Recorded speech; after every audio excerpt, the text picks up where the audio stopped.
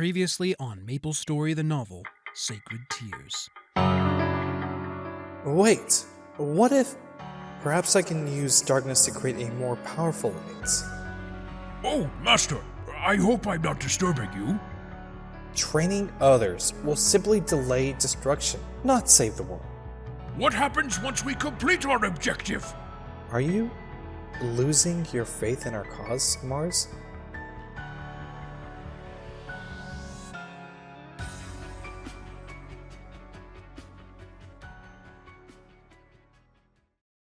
And now, Chapter 14, Part 2.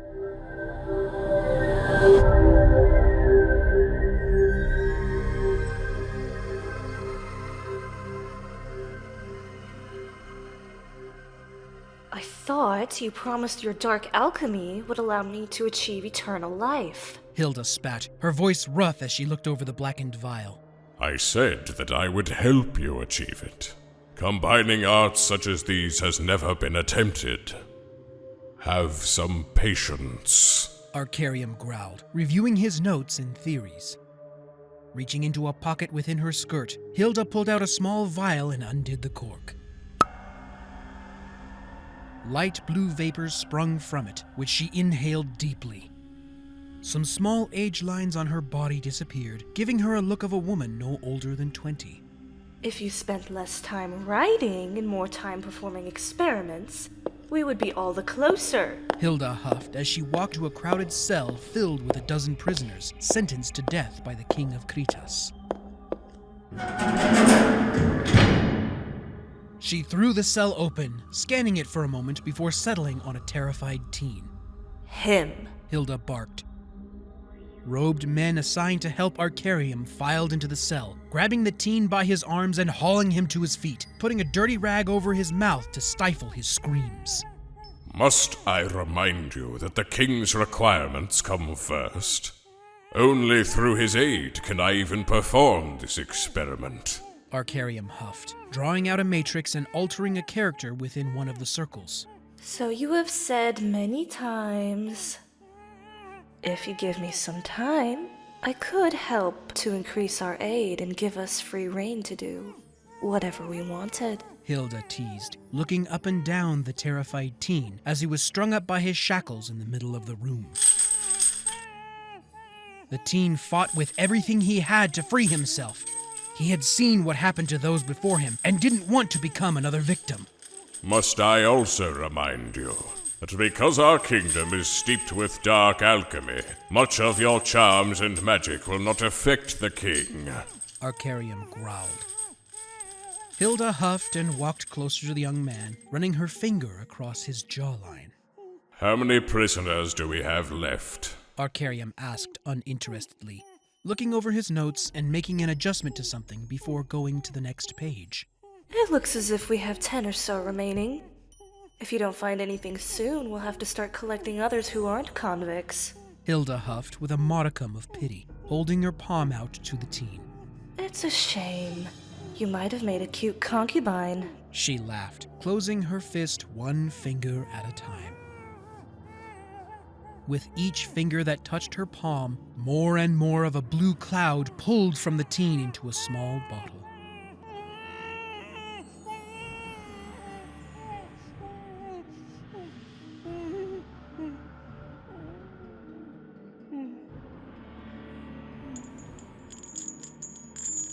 When the last of the cloud had pulled into the bottle, the teen fell limp in his shackles. Toss that with the others, Hilda commanded, putting the corked vial into the middle of an alchemic circle on Arkarium's desk. Don't waste it this time, Hilda sneered, standing off to the side as the men in robes took down the teen and dragged him off to a door emptying into a cavern. At the bottom were scores of corpses feeding dozens of wild dogs.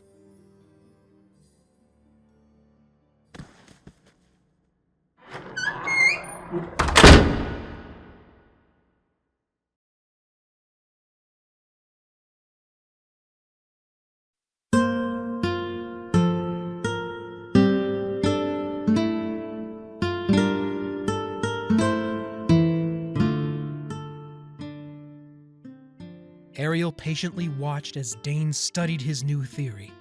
It was a fresh take on trying to rid the world of darkness, but at the same time she felt that it was pulling him further away from her. Ariel could manifest in a small way for a short time without distorting the world around her, but it wasn't enough. She wanted to hold Dane once again physically. More than simply wanting Dane to be near her in body, she was worried that his research was beginning to affect him negatively. He would perform his tests using small creatures found in the forest, bombarding them with ultimate light to absorb, and then thrusting a crystal of pure darkness within them. While the method was cruel, the creatures seemed unaffected, as the darkness within the beast and in a large area was cleansed for a short time.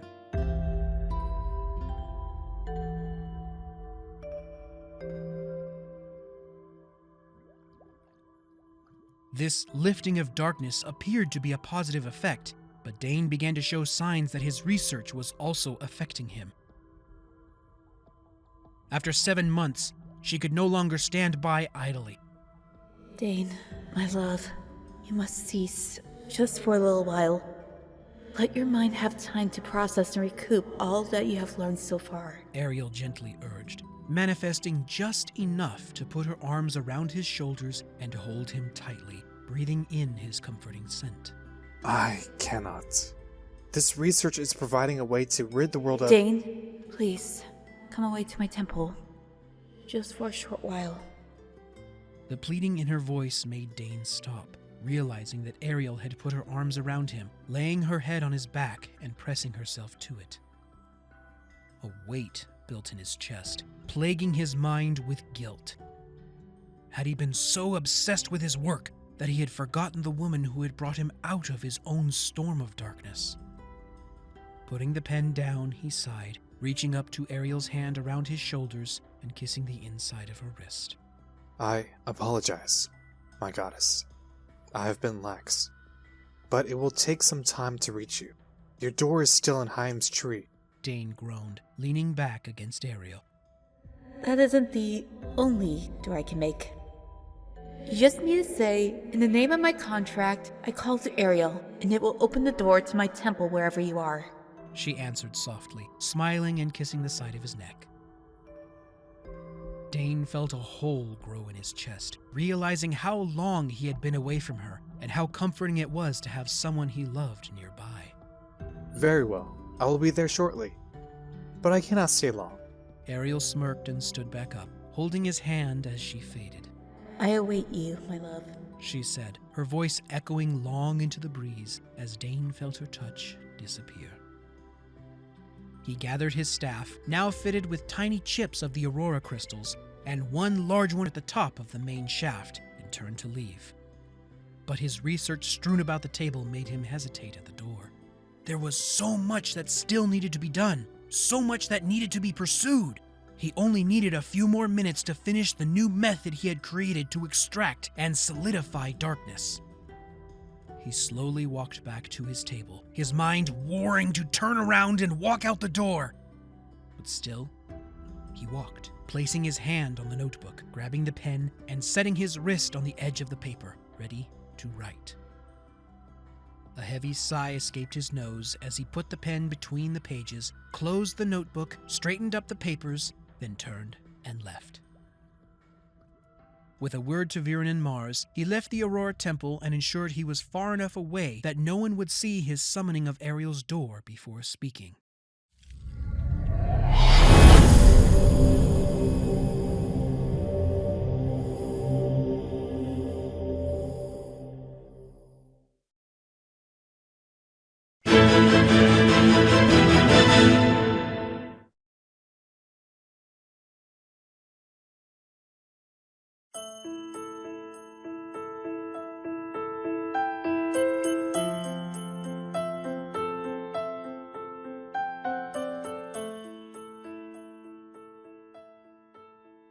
With a word to Viren and Mars, he left the Aurora Temple and ensured he was far enough away that no one would see his summoning of Ariel's door before speaking. As before, he was awed by the design of the temple.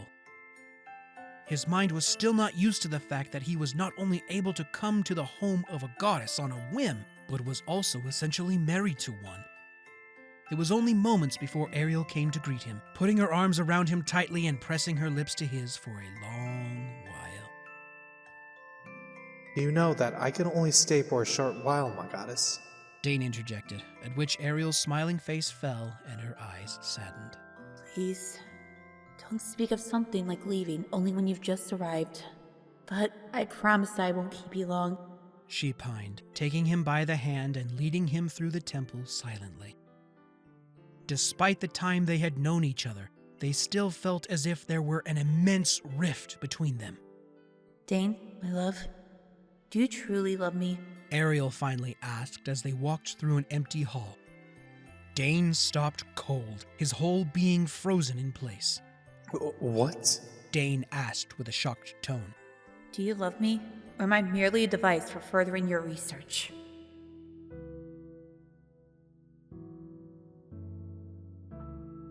The question made Dane unsure of himself as his fingers fidgeted. Had he just been using her for the creation of light? Had he been neglecting her to the point that his goal overrode his love for her? Did he see her only as a tool? Ariel waited with bated breath, her chest tight and eyes brimming. Why do you... Dane's mind raced, thinking back to the time he had spent with her in Eusoria as Ephania. Would he be in the same place if it wasn't for her? He tried to speak, but words wouldn't come. Ariel bowed her head and released her grip on his hand, a tear clinging to the edge of her eye. With a wave of her hand, the contract she had forged with him appeared and spoke with a breaking voice. If your goal is truly to rid the world of darkness, I will not stand in your way. But please, tell me that I am wrong. Tell me that I have meaning in your life. If not, I will release you from this contract and never interfere again. I will find another way of averting the disaster. The warmth left Dane as he watched Ariel summon a flame to her hand, holding the contract in the other. No, I can't. I won't lose her as I lost Minadora. Dane screamed in his mind. He thought of the loneliness waiting for him away from her forever, which terrified him. With a swift reach, Dane grabbed the contract in one hand and her wrist with the flame in the other. Taken by surprise, Ariel tried to back away, but was backed against a column as Dane's lips met hers with an almost desperate passion. At first, she did nothing, but she relented and returned his kiss, putting her arms around him and holding him close, careful not to crush him. When Dane finally released her, he leaned his forehead against hers, his eyes closed and his breath slow. I love you more than words can describe, my goddess. I often feel unworthy, but I cannot. I will not let you go. Please, forgive my absent-mindedness for... Dane, I'm not simply a goddess. I am more. I'm your wife. Stop seeing me as something unattainable. I've chosen you, of all mortals, through time and the world. Let me love you as an equal. Dane sighed and nodded, opening his eyes to meet hers. Time seemed to stop as Dane took her hand, leading her back to her bedchamber.